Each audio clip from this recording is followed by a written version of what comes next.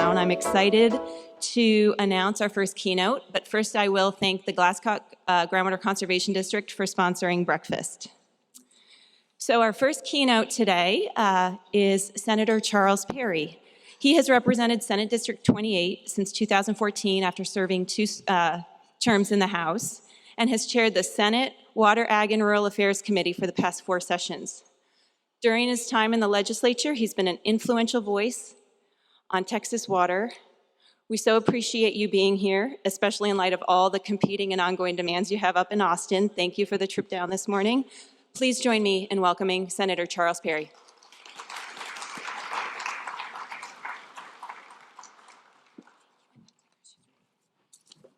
Good morning. It's good to have everybody here. I always look forward to the opportunity to talk to people about water. That is the most important thing that we need and probably the least talked about in the political world that I live in. So not a whole lot of sense of urgency. I'm going to do a brief kind of a revisit of what we've done since I've been in the legislature as far as water goes. Some of the things that we've done that has tried to move your needle a little bit, right, wrong, or indifferent, depending on your perspectives, and then talk to you about where I believe your association, specifically your mission, your purpose is, and where what I think it looks like from an internal perspective at the Capitol. For those that have never been in the legislative process, we have hearings, and for those that have never talked to me or understood where I come from, I think this little clip will set the pace and tone of where I come from and how it kind of bleeds into yours. This was in last session. I've never seen a more session with an assault on private landowner rights, not just from a water perspective, but from a state taking without compensation perspective. Lots of different initiatives, all well-intended policies, but the landowner was in the crosshairs of every one of those. So roll video, please. And that is where private property rights collide with policy. And that is where state control of groundwater becomes a conversation that I personally will never support, nor can the state give up private property rights, because surface water is owned by the state and managed by the state and regulated by the state. And the long-held property value of water underneath the surface owners has to be protected, because when we give up private property rights to state control, we have absolutely given up a cornerstone of a republic. So that was probably after multiple bills coming through the session that, again, and I could go through a litany of them, that were either disguised or unintended takeover of landowner rights without compensation. So I kind of had my belly full of it by then. I think that was the last hearing in the session. It was on a specific bill where an individual wanted to have a state agency do a lot of work and try to make the connection between ground and surface, with the ultimate goal of bringing that ownership / management under state control. So we kind of go back to kind of the conflicts and some of the inherent, it's inherent within a republic that there should be some type of healthy conflict between those that are serving under government capacity and those that are being served. That's just kind of how our republic is supposed to work. With respect to groundwater, we have obviously our rules, our constitution and things, and then we have those other issues that kind of provide that healthy tension to keep each other straight. It's our role as a management districts to manage a very finite source that we all have to have and hopefully extend the use of it, and that's what groundwaters feel that need was. At the same time, we've got law that says the landowners can do whatever they want to with it. So you'd have to be blind and kind of naive to ignore that relationship. So acknowledging that exists, where do we fit into as we go through? Well, my role since the 85th through the 87th has tried to bring some what I would call private landowner initiatives that build partnerships. For those that haven't heard me speak before, I'm not an anti-groundwater district individual. I think that they have an untenable job of trying to make sure that the resource that they have been given the responsibility to manage is used to the best of our ability, extends it as long as it can, conserve it when it's possible, and still allow landowners to do the things they need to do to keep Texas, the economy, and the other things it does. So there's no contempt on my part as to what role y'all fill in that. But I think that if we're all honest, we've not always made the most landowner-friendly decisions in that management style. So in the 85th, I proposed 1392, defines best available science, makes changes to the FCC development process. I'm a loser pay guy. I just think that if you're going to go to the court and you sue or get sued, at the end of the day, the guy that had the case that wins should be compensated. I just think that's 101. That's not universally accepted throughout the judicial process, but on this issue, I think it's one. I was a loser pay, still a loser pay guy. We moved in the 86, we brought loser pay back. Then we introduced something called similar rules. Everybody was all up in arms as what similar rules was. Nobody could come to a consensus on similar rules. After that session, interesting enough, a lot of the districts decided they should look at similar rules and what that means. So I don't know what that says about the session or my ability to lead, but we didn't get there in 86. 87th, we ended up with 152, which really was a pretty good piece of legislation that did a lot of pretty decent things and good things that had been a consensus bill. And then I had one more run at loser pay that was honestly so watered down that it did nothing, but for whatever reason, the associations chose not to want to leave that in there. I know that the chairman on the House said it was his initiative, but I don't believe it. The bill was too good to have that one issue kill it. But I was very clear on the front end as the chairman. This was my last attempt, and it was my holy grail, if you will. And I just wasn't going to pass 152 without the way it was designed and the way it was built and the way it was approved coming out of my Senate hearing. That's the first bill we heard in the session, and I understand that it did leave some things on the table that we all would agree were good. I'm not making this stuff up, guys. I am privy to conversations that y'all are not privy to in the legislature, not because we're keeping anything from you, but people talk, and it's a membership relationship business that I'm in. And I can tell you without a doubt, and this is what I've said for over 6 years now, you're a dinosaur in the making. And what I mean by that, when dinosaurs cease to exist or lose their need, then there's no longer any need for you. And the reason that is because water is something we all need, and urban areas are looking for every way to get there, and they see you as a barrier. Water districts are a barrier to development of water at the urban level. Urban levels is where the population is. Urban levels is where the votes are. Urban levels are where the representation that meet in the Capitol domes are. You're facing something that I don't think that fully has been, you have grasped the concept. I can almost guarantee with certainty that if it wasn't for lack of focus on this issue, because people still are being able to get to the water they want, that your water district associations would cease to exist at the statewide level. They're not anti-water district. They just see you as a barrier to development of water in the urban areas, plain and simple. These are a few of the quotes that surfaced publicly last session. None of them were surprise. You can read the first one for yourself there. We should have all stakeholders at the table. Develop a process to have a single regulatory process over water in the Texas instead of having two. That's a sentiment shared by almost every urban representative that I've ever spoke to. That came from the former chair of natural resources in the House, Lyle Larson.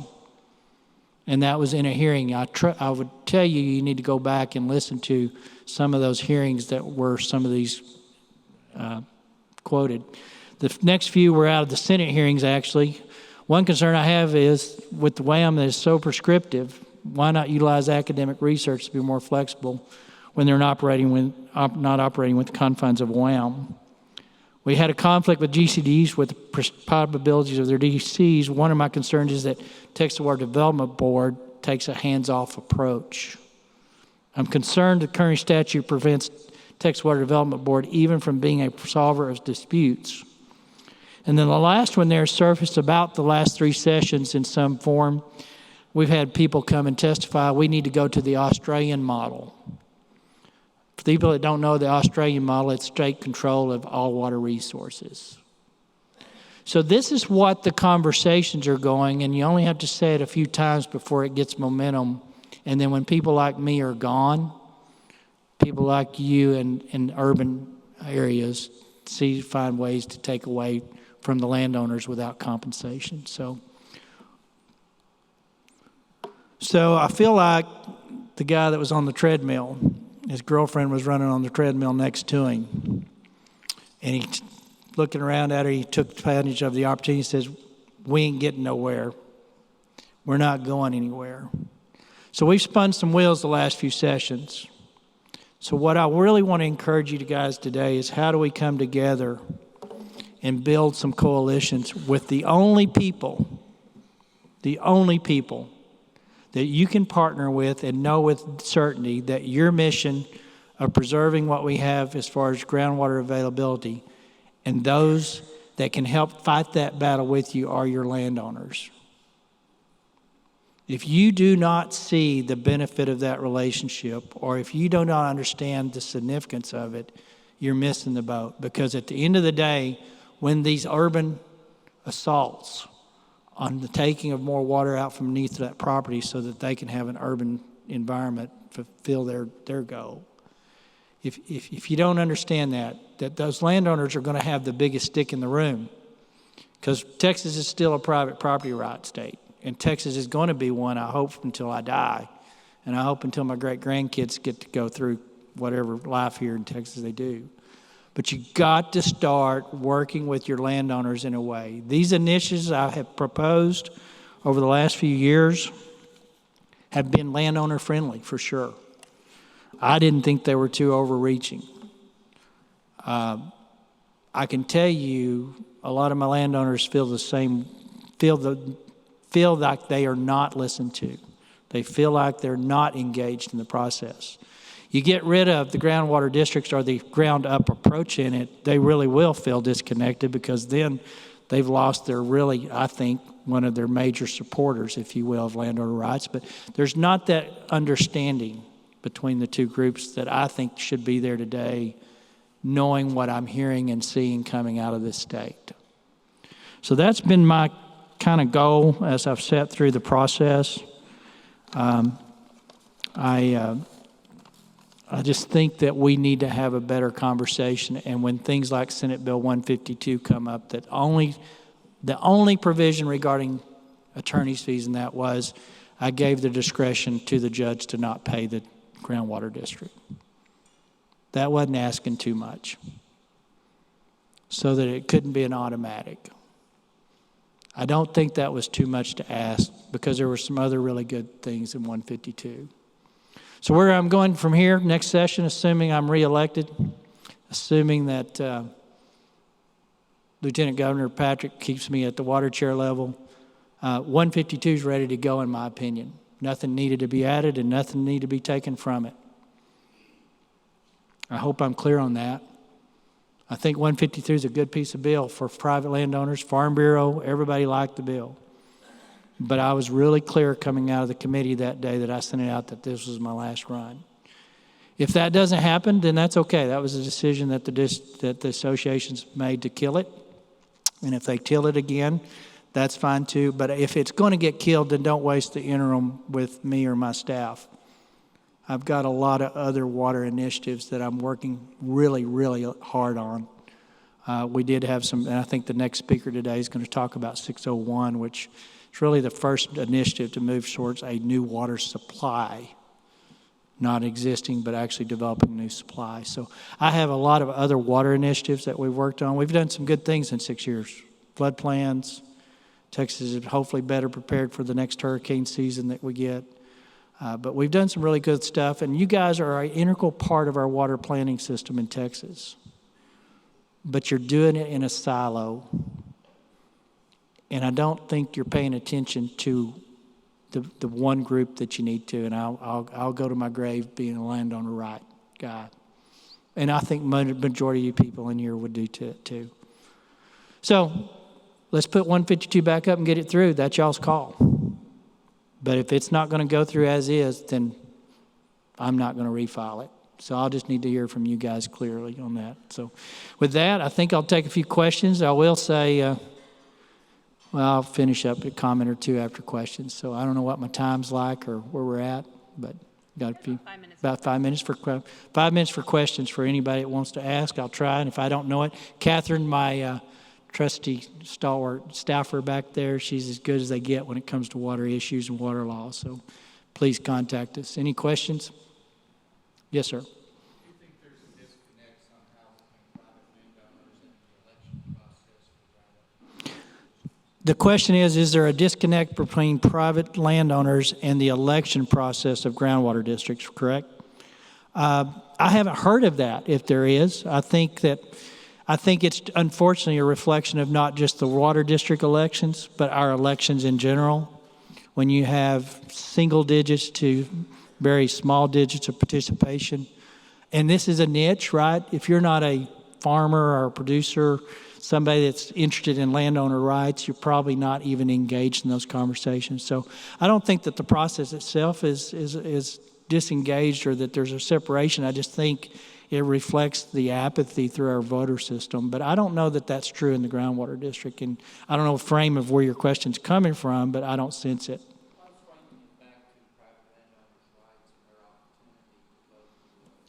Good. Okay. So the question was based on do you think the private landowners out there understand the benefit of being involved in a groundwater management district?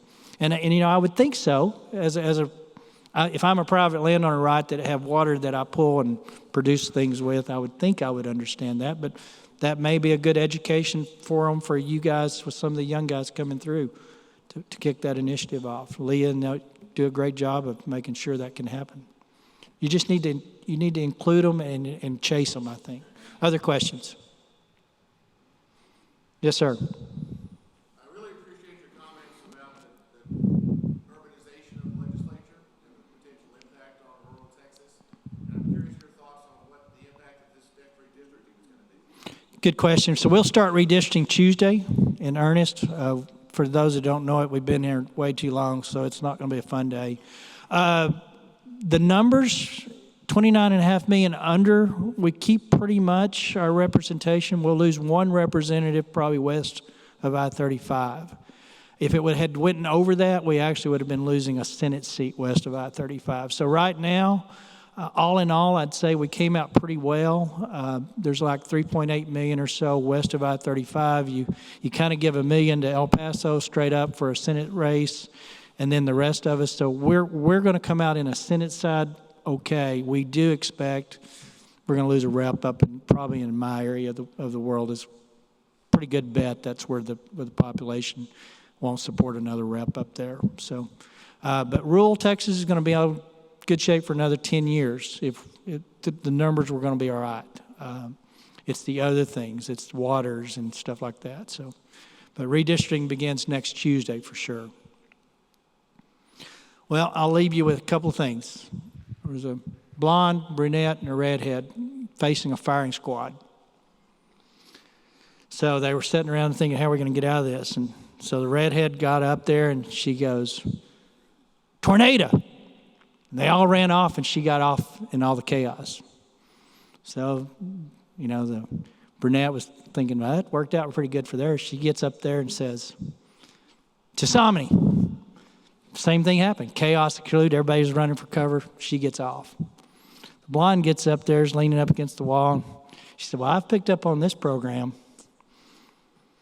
Fire. So I feel that's kind of like where we've been as a water district / legislature, and I'll take full responsibility for that. I think we've been ready to do some pretty good things, and then we shot ourselves in the foot. But I've been clear and I've been transparent. I think anybody that knows me knows where I stand. I think anybody knows me knows why I stand on that. It requires partnerships, and sometimes people that you wouldn't normally think are your best allies can be your best allies. And I would just ask you to reconsider those relationships on a local level. Have those producer meetings, even when it's not regarding legislation, and engage them maybe outside of the district as far as your day-to-day business. Try to find a way to build those, because our private property rights in this state have never been more, I'm afraid, suspect at best going forward, because it's just, I saw it in so many different pieces of legislation. It's worth fighting for, but you guys can be a good piece of that, a good part of that if you choose to be. I'll have one more, and it's not even related to water districts, and it's usually when people want to shut it off if they're not paying attention to me. I was at a eulogy for a deputy sheriff gotten killed up in the Lubbock area a few months ago, and a pastor reminded me of the reason that I'm on this earth, and I think the majority of people in Texas probably understand. If you're a believer in Christ, you're never going to be any closer to hell than you are today. If you're a non-believer in Christ, you're never going to be any closer to heaven than you are today. So with that, I think of all the things that we have to do in front of us that we feel like are the priorities of the day, and they are important. We have one job on this earth, and that's to spread that good news. So that was a quick reminder from a deputy sheriff's funeral that I told him after I heard it from that pastor. In honor of that deputy sheriff, I'm going to share that every time I get a chance, but that's what we're called to do. So, guys, thank y'all for this. Thank you for being flexible on the time.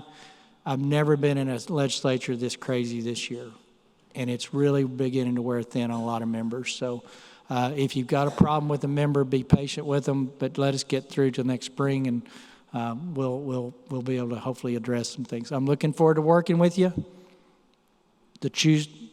You choose what level and what that looks like, because I'm not moving much more than what I already have. All right, guys, thank you for being here.